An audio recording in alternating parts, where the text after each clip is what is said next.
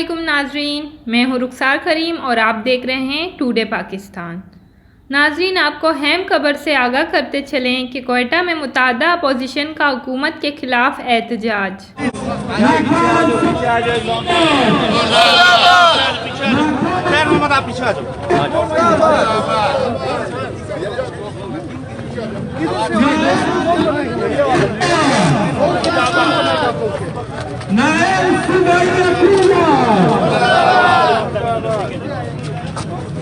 जाम हुकूमत जाम है, दहशतगर्दी आम है।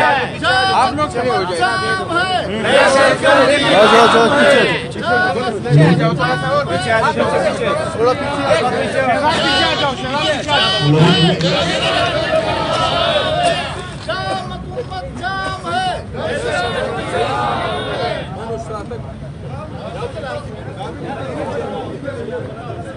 आज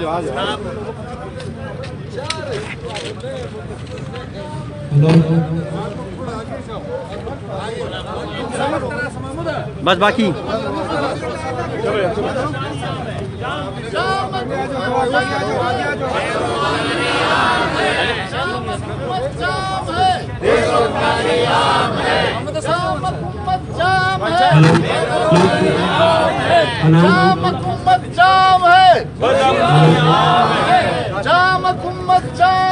गिरान फरोशी आम है, जाम हुकूमत जाम है। गिरान फरोशी आम।